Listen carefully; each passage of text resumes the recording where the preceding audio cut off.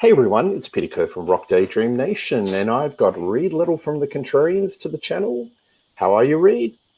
Doing great, Peter. Thank you for the invite. Love talking Black Sabbath. So do I. We are going to do a show on Black Sabbath and the album Never Say Die. Now, Reed, this album seems to get reviled, gets a bit of a bad reputation, but today's show, we're going to do a little bit of an analysis on the album and maybe try to convert people around to the other side of the coin. This album came out in 1978. It was really the end of the original Aussie era. It's fair to say it's a fairly divisive album, isn't it, Reed? With the Sabbath fans. It is. Ever since it's been released, if you can go and pretty easily find reviews from 1978, and they are all over the map.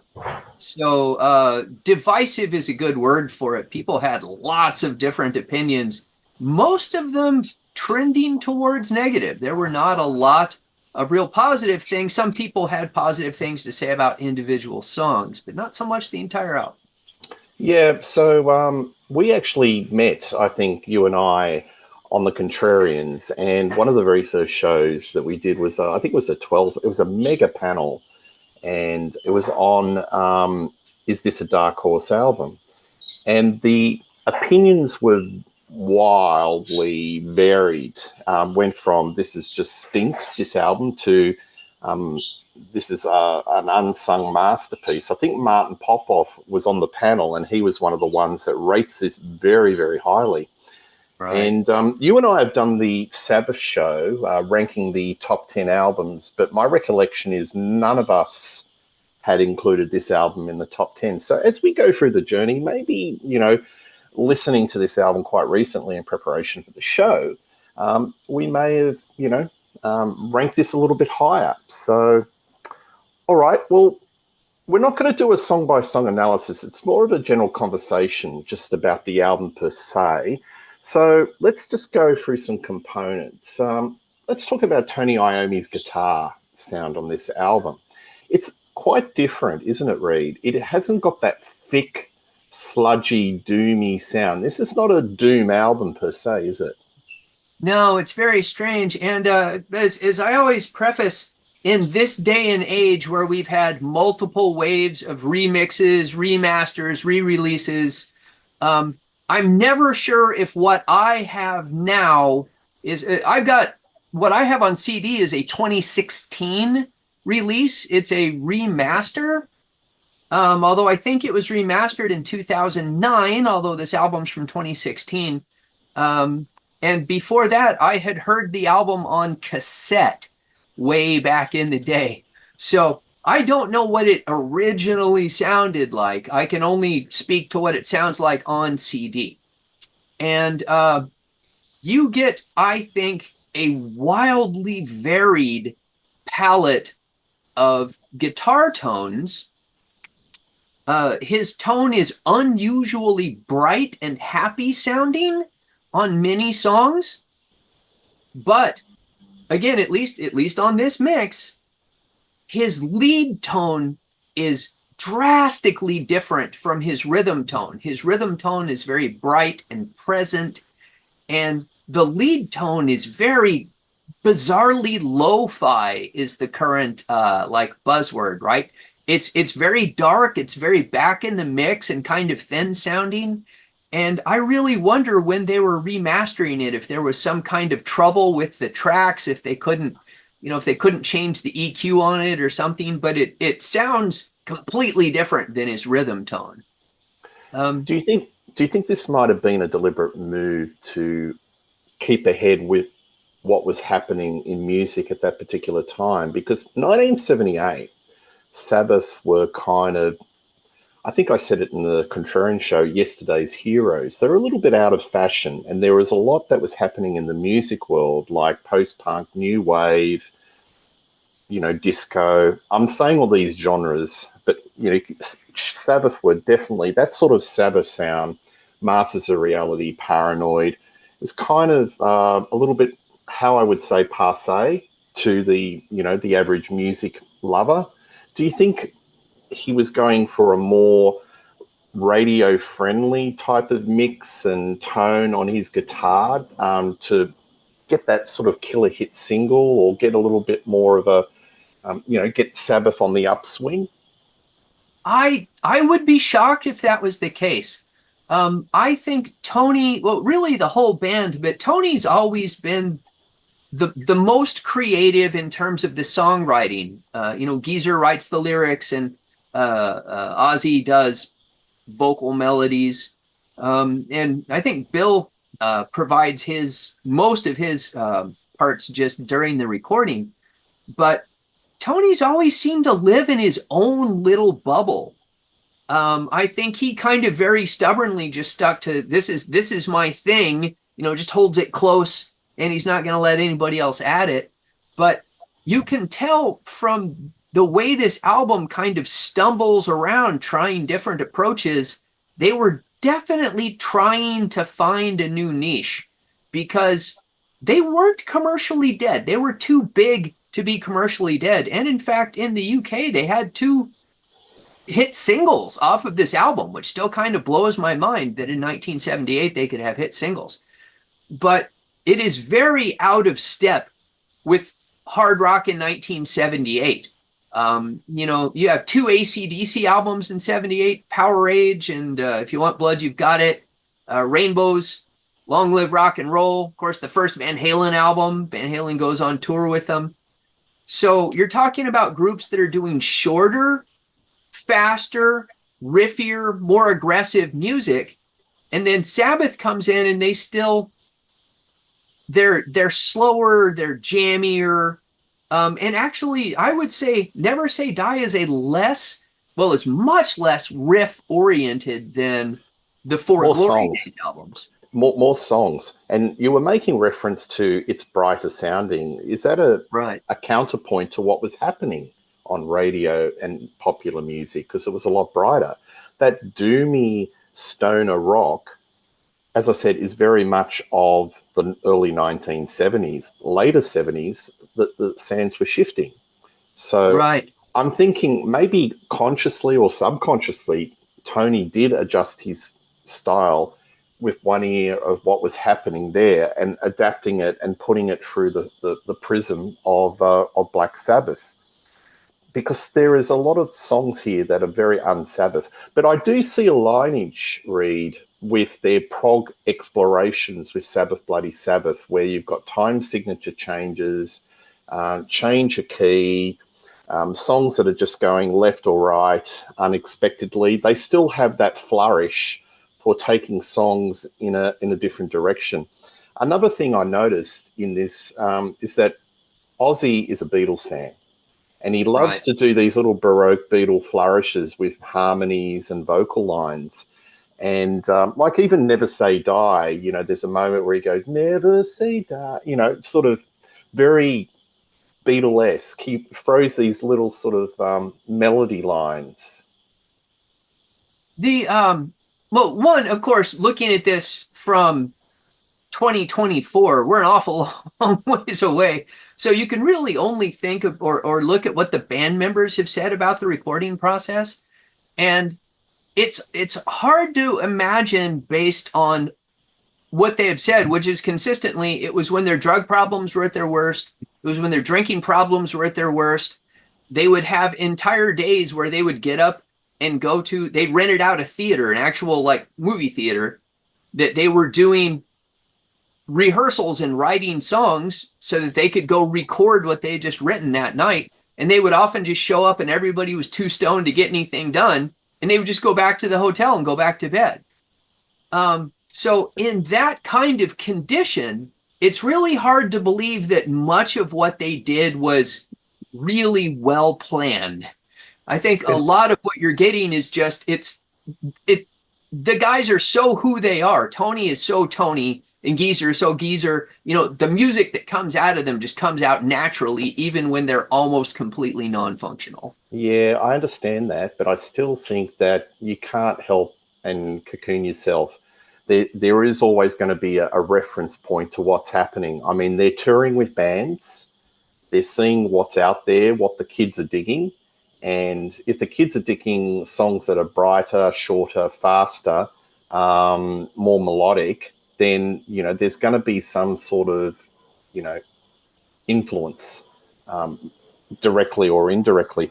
One thing I noticed about this album, a lot of keyboard. Don Airey does some great keyboard. I think this is some of Don Airey's best keyboard work, and it sort of is a precursor. A lot of the sonics of this album are kind of a precursor to the Ozzy Osbourne band, that first lineup, with the gothic piano runs and various things. I'm thinking like Air Dance, which is like a really jazzy, and this album sort of explores quite a few different genres, doesn't it? It goes jazzy, it goes classical, a little bit gothic. They're definitely jazz. And in fact, there are two songs, Air Dance and, let me look at this, Air Dance and Over to You, that they're not just jazzy. They've got like really tinkly cocktail jazz piano. And, Don, and let me just say, Don Airey, that guy has got to be one of the greatest of all time hard music MVPs. Who did he not play keyboards with at some point? The man is on so many albums, and I'm very guitar player oriented, very singer oriented, so I don't pay that much attention to keyboards. But doggone, that man is on everything. And it's a big tick on this album. It really it gives this album a lot of class. Those little piano lines, like Rick Wakeman's been used in the past, but he hasn't been so predominant as Don Airey on this album. There's just a lot of keyboard, a lot of piano.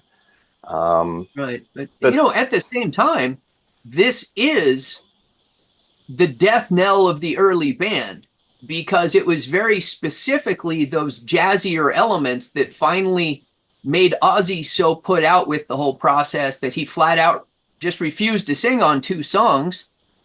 And he was like, it sounds like jazz. We're not a jazz band. And for once, I actually kind of agree with Ozzy, which I hate to say. But, especially the one that ended up as an instrumental, that song is just not Breakout. That is not a Black Sabbath track. But it's interesting. It's interesting, and we'll talk about that.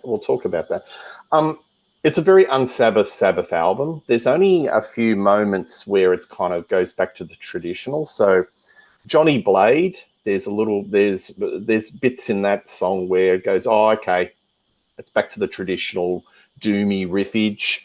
And Shockwave, I think that's more of a traditional Sab riffage type of song, but the rest of it is kind of proggy and jazzy and exploring the musical palette. But look, I could imagine there was a lot of, you were saying that Sabbath don't plan things. There was a lot of substance abuse, and Ozzy, is he in, is he out? Was he committed to the project or not? But it's undeniable, in my view, that some really great art has come out of this.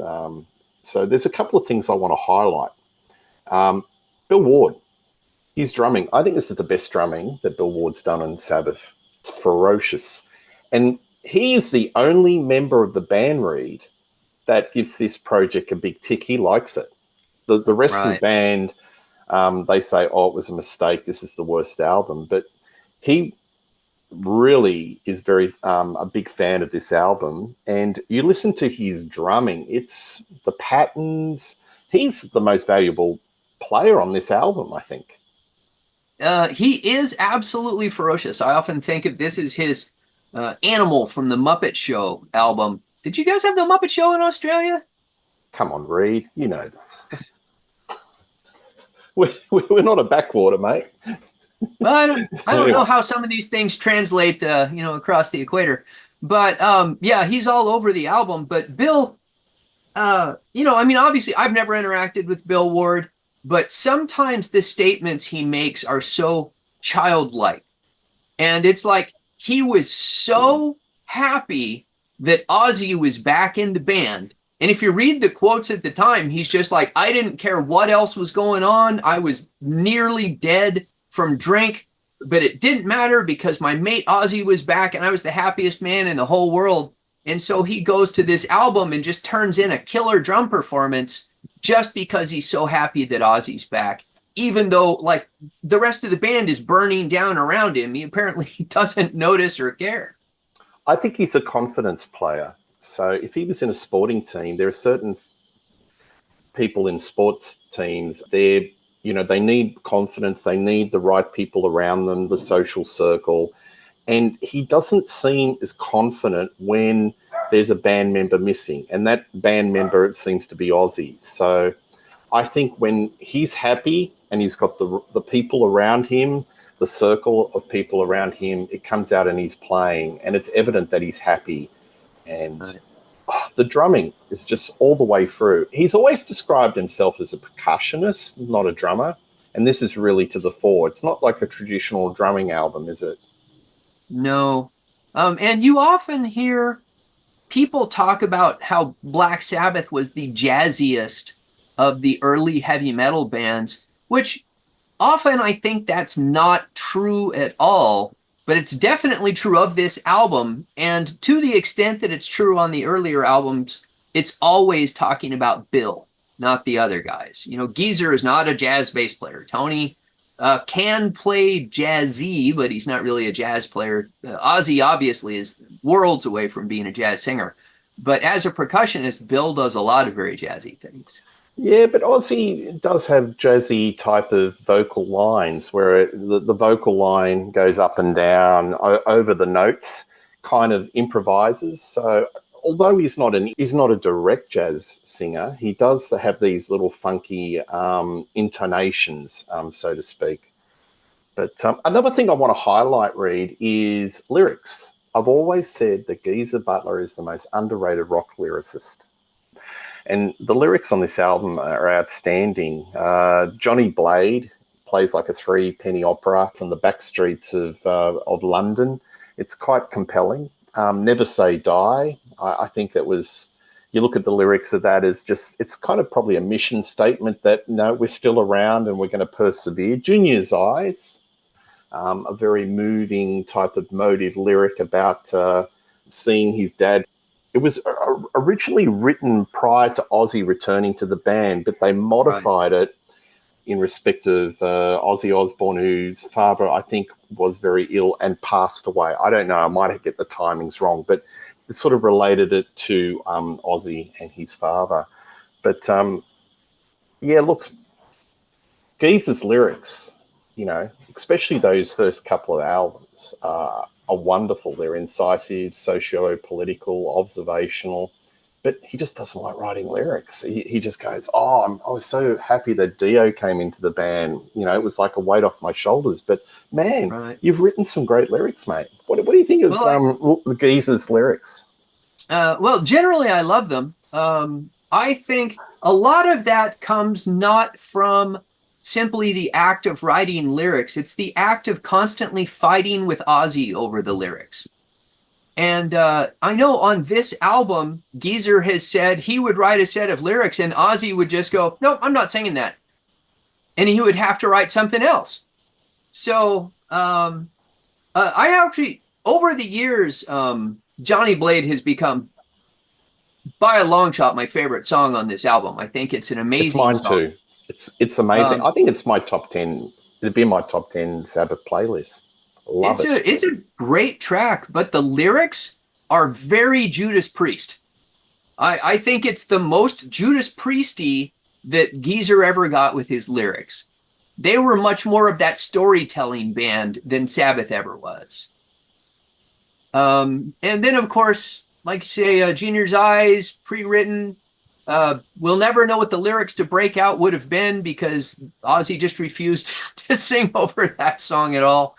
And Bill Ward wrote, even though he's not credited as a lyric writer, it seems that Bill Ward wrote the lyrics to Swing in the Chain. And you can tell because it just sounds like an early 70s hippie music. He's talking about his brothers and his sisters, and there's a gang chorus at the end, and it is very non-Geezer Butler. But the other songs, I think, have very good lyrics. Yeah, very, very good lyrics. Incidentally, Swing in the Chain, I love Bill's voice. It's got a bit of grit, a bit of blues. Sometimes I like Bill's voice. And, sometimes I feel a bit more Bill, maybe lend a track or two. What do you think? No, I've always preferred albums that have one singer. Um, it's just I get used to that particular tonality, and it throws me when they change to a new singer. Um, and I'm I'm really conflicted on this track because I think "Swinging the Chain" for me is the second worst song on the album. And I think Bill sings it fine, but I don't like the lyrics. I don't like the sound of it. Um, Although, ironically, I think it is the most literally classical sounding Black Sabbath, because I think if you had put this song on Black Sabbath's first album, it would have fit right in. Yeah, I like where it's placed. I like it. I think it's a nice little end of the chapter to this lineup, and yeah, I think it's interesting. He's got a bit of growl, a little bit of grit in his lyrics, and I'm sorry, I like Bill Ward's voice, and yeah, I could really live with two tracks, you know. Anyway, um, over to you. I was listening to this at the start of it, and the opening riff reminded me of Blue Oyster Cult. That is interesting. I have a related opinion because I think that "Over to You" sounds like The Doors, but Blue Oyster Cult were heavily influenced by The Doors. So we're both kind of thinking in the same direction. And I have the same idea on both "Over to You" and "Air Dance." I think that they sound more 1968 than 1978. I don't think they're particularly contemporary songs. They sound like if you're watching an old spy movie, not like a big budget James Bond movie, but one of the dozens of much lower budget Euro spy movies that were coming out in the late 60s. These are the types of songs that would be playing in the seedy bars that the spy goes to hang out in while there are go-go girls dancing in cages off to the side. It's 1968. They really do not sound very 70s to me at all. Very Doorsy. Yeah, well, when you look at a song like A Hard Road, which is kind of sort of, you've got this rolling riff, and it's kind of a little bit psychedelic, a little bit progressive. It's definitely not 1978, Reed, isn't it? It is a hark back to a different time, isn't it? Yes, and definitely this is a style that we'll see more from Ozzy later, although it covers once Dio is in the band, they pretty much give up that psych sound completely. But once we get Tony Martin in much later, like starting with Headless Cross, Tony starts playing a lot more in this melody rather than riff kind of mode that I think he really starts to exhibit on this album. So clearly that was something that Tony always maybe was looking at as a direction for Sabbath, but I think this is the first album where it really comes out. What do you think of Ozzy's vocals on this album? I think they're fine, considering he was at a very he was in a sort of a place that was kind of not at his full peak, you know what I mean, in regards to emotionally, a lot of substance abuse problems. Was he in the band? Was he out the band? But vocally, he sounds pretty switched on.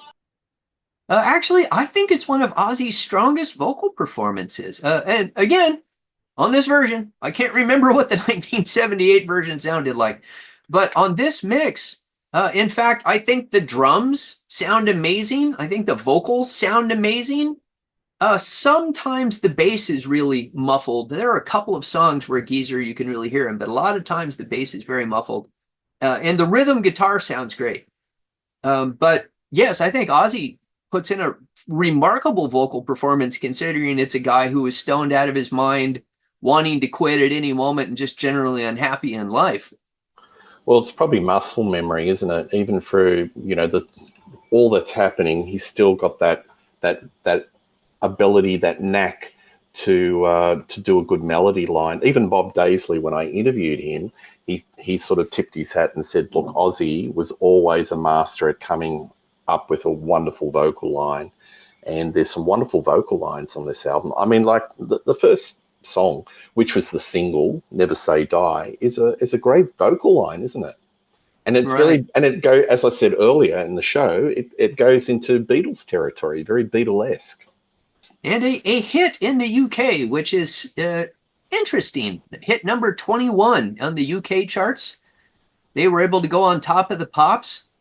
So, in that way, it was one of Black Sabbath's actually more successful albums, although it didn't have the sales of the earlier albums. Not as popular in America, but in England, they definitely enjoyed it more.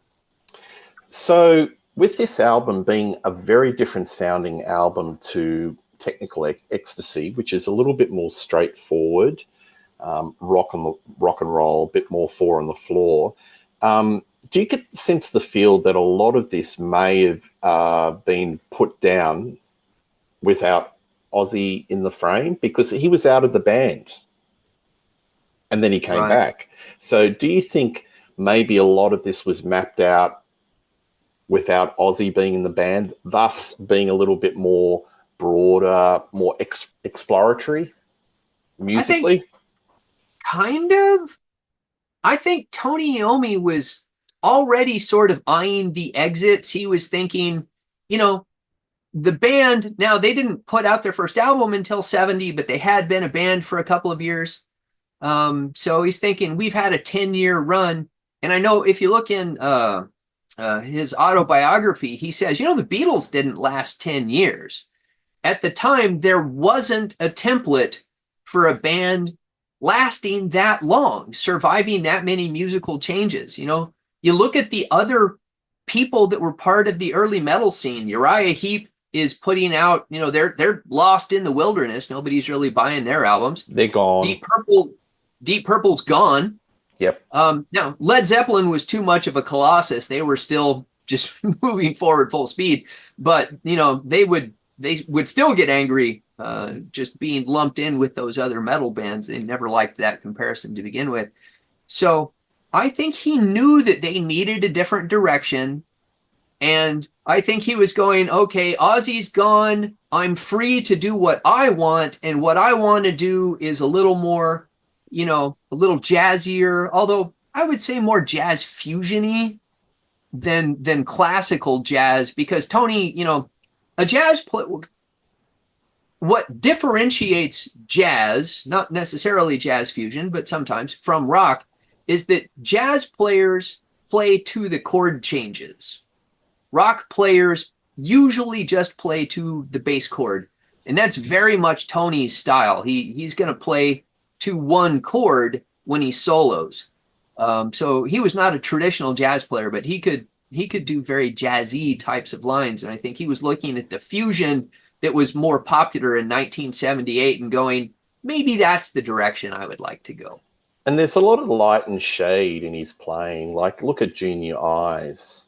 Yeah, he uses the wah. It's very jazzy.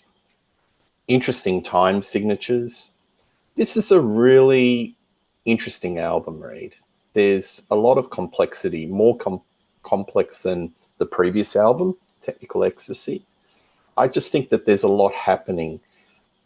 I think on our show, when we did the Contrarians, I think one of the panelists said that, look, Tony sounds like he's just putting different melody ideas out there, but they don't seem to stick. He's going this way, he's going that way. What do you think of that criticism? I don't know. I mean, song to song, maybe, but each song I think is very coherent in the composition of that song. Now, I mean, it's very noticeable that there's really only a couple of songs that are strongly riff oriented, with Johnny Blade being the primary one. I mean, it's a real throwback song. It could have been on Sabotage, where you get like 7 or 8 different sections. Each one of them has a riff, meaning that really that one song has like as many strong riffs as most entire classic rock albums would have. But then you have Never Say Die and A Hard Road, which are very, they're just big chordal arrangements and much more melody led. But it's not like he goes back and forth inside the song doing that. He doesn't start off Mm, doing the chords and then he's going to do a strong riff. He kind of sticks with one style in each song. yeah, yeah, absolutely. Um, so this album, what's your view with it, with 2024 years in the Sabbath discography? Do you has it gone a little bit higher revisiting over the last couple of weeks? Well, as an overall work, I would say no. Um, it still kind of sits for me where, I like it, but I don't love it. It's not in my top 10. But there are some songs on it that I really, really like, with Johnny Blade being far and away my favorite. And I really like Shockwave. That's another good one. Um, A Hard Road is interesting because I like the melody of it. It's so jaunty. What's the word Dio used to use? Jolly? It's it's a very jolly song. Never Say Die is a very jolly song. Um, but I definitely, years and years ago, I did not care for the album at all. So I would say that as time has gone on, I have definitely warmed to it and now I enjoy it. And I would call Johnny Blade the classic track. I don't know if it would clear my top 10, but there are a lot of Sabbath songs that I absolutely love. So that's a high bar to jump over. But I definitely like the album. Yeah, look, I think it's middle. I'd rank it in the middle of the discography for me, but I'm warm to it. I like it a lot, and I really did enjoy playing it quite a few times ahead of this show. And Johnny Blade, I often say Johnny the Blade, the word the for some reason, but it's Right. Johnny Blade. I really like it. I think it's in my top 10. I think it's got a lot of energy, a lot of verve, and yeah. Look, I rank this higher than say Volume 4. I've always thought that was overrated. Some of the Tony Martin albums, um, I really rank this album probably in the middle. It's not quite at that top 10 level, but yeah, I just think there's a lot of different ideas. It's an album of ideas, and to me, that's a big tick. And It it sounds, is, but we have to talk about um, Breakout in terms of not all ideas are good. So I don't know where they stopped development on this song because it doesn't feel like, well, one, it doesn't feel like Black Sabbath at all. There's, as far as I can tell, there's no electric guitar on it. You've got a horn section and you've got a very, very long saxophone solo. But there's no heavy metal in it. There's no rock in it. It's just kind of this jazzy breezing track that I really wonder what were they going to do with this? It's the foundation for something. It's not a complete composition, but I guess just while they were recording it, Ozzy went, "No, I'm not singing over that." And I, why did I, they leave it on the album? I think it's a segue song. I think it's a segue to Swinging the Chain, and I like it. And it's something different. It's a little bit avant-garde. I like it. Just because a song is not in the world of Sabbath and is a little bit outside the box doesn't make it a bad thing. And that's where the narrative with a lot of these big YouTube channels do this, proclaim this narrative that this album stinks. And it doesn't. It's very Let's see. inventive. There's a lot of ideas. And I think Breakout is kind of a little bit of a palate cleanser, and it segues into Swinging the Chain, which is kind of like a finale song. And so Yeah. what? Ozzy didn't want to sing on the song because I think reading the story, he didn't want to have anything to do with any of the songs or vocal lines that were with another singer because there was another singer in the frame and he came back. So he just, wanted to look, I'm not going to have anything to do with this song. I like it, but it's a segue song. I think if they'd edited it down to like a minute, it would have been an effective segue. It's too long. Although one of the things that I do like about albums from 1978 is that it's short and punchy. You know, it's not like if this album had come out in 2008, it had been 72 minutes long. 45 minutes, Peter Kerr rule of heavy metal albums. 40 minutes, 45, perfect. So, you know, if you've just got this in a playlist and it hits and it goes through the songs, even if you don't like every track, they do their thing and then they're gone and you move on to the next one. So, in that sense, it's not an album that leaves me going, I wish, you know, I could have spent that time better listening to something else. And there are enough good songs on it. In fact, I think 5 of the 9 songs are really pretty excellent songs. Absolutely. So what I say to the viewers is don't listen to the big YouTube influencers. Listen to the album for yourself. Make up your own mind. Don't listen, you know, you can sort of index what we say, but play the album, make up your own mind. But it is a very different sounding Sabbath album. And to my palate, my listening ears, it's interesting. So I probably give this a solid 8. I've gone up 1 point. What about you, Reed? No, I'm sticking with a 7. And just based on that, I don't think all of their experiments are successful. I do kind of admire the fact that they try new things.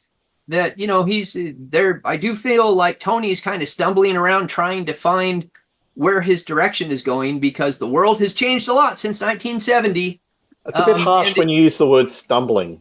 Just imagine this guy. Think about how many drugs they were doing at the time. It's probably pretty accurate. Falling over his Marshall stacks. Yeah, or actually, I don't know what he was playing at the time. He may still have been playing Laney, but it has some amazing songs on it. Side 1, if you've got it on vinyl, the entirety of side 1 is great, and side 2 is again, it's very different. You may like it. I think it's more 60s than 70s at points. But it's gone before it really has a chance to be offensive, even if you don't like it. But I'm sticking with a 7 for it. Yeah. Thank you, Reed. As always, love your views and great having a yak about Black Sabbath anytime. You're always welcome to the channel. And I think we might do some more Sabbath in 2025. So watch out for that, folks. You can see Reed Little on the Contrarians. Just type in the word Reed Little. Please like and subscribe to Rock Daydream Nation. Tell us what you think of this album. Is it a thumbs up or a thumbs down? Your favorite tracks? Just all feedback is welcome on Rock Daydream Nation. But one thing's for sure, you'll see more of Reed Little and me on Rock Daydream Nation going into our 4th year in 2025 and beyond. And I'll catch you later. Thanks, Reed, and cheers. Cheers, Peter, and Merry Christmas. Same to you.